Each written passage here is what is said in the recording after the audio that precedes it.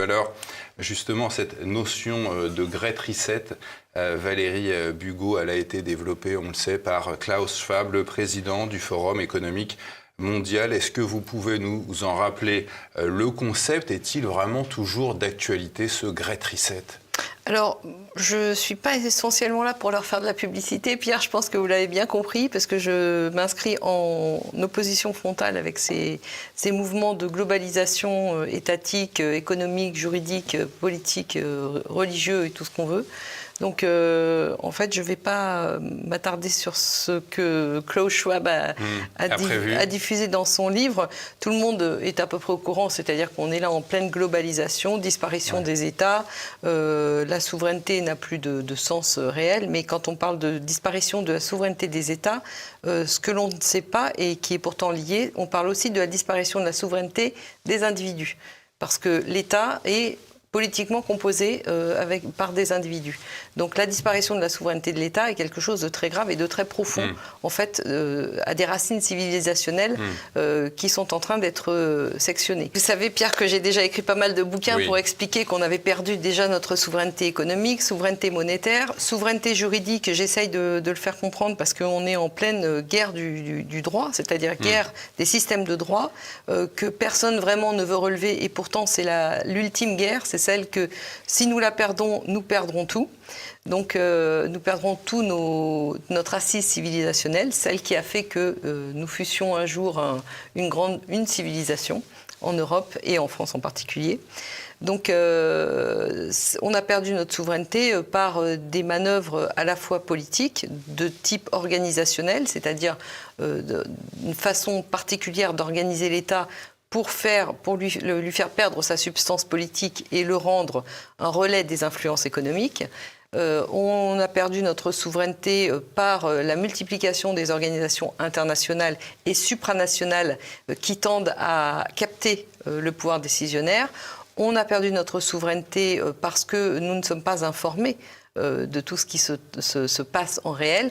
Nous avons un tableau, on nous montre un tableau qui est en réalité un théâtre de jeux d'ombre et de lumière, dans lequel on nous fait croire que d'aller voter pour des partis politiques est un acte de souveraineté. Or, en réalité, la souveraineté est tout à fait ailleurs, parce que le pouvoir décisionnaire n'appartient même pas à ceux pour qui vous allez voter. Il appartient à ceux qui les financent et qui sont cachés, dont on ne connaît pas les noms précisément, et donc que nous ne pouvons pas attraire en responsabilité. Davos, en fait. Oui. Ce sont des manifestations du pouvoir, que j'appelle le pouvoir économique caché. La face émergée, quoi. La face émergée, ça, c'est déjà des outils de contrôle développés par ce pouvoir économique caché qui s'est développé à partir de la City de Londres, qui s'est étendu par tous les paradis fiscaux utiles, qui pratiquent en fait le trust anonyme, donc les paradis fiscaux sous hégémonie, sous droit anglo-saxon, justement, qui ont permis de déposséder les États de leurs outils financiers et budgétaires, qui leur a permis aussi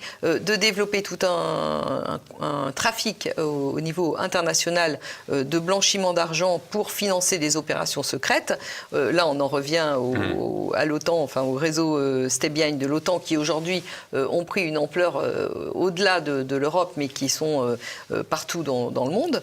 Voilà, c'est cette entité fusionnée dont j'ai parlé au départ, c'est-à-dire les grands propriétaires terriens, les banquiers qui géraient les fortunes de ces grands propriétaires terriens, et puis le dernier rapport plus récent, les mafias au sens générique du terme, c'est-à-dire la pègre, le crime organisé, qui lui-même s'est intégré au niveau international. Oui, une pègre qui ne ressemble pas vraiment à ce qu'on voit au cinéma, dans Le Parrain.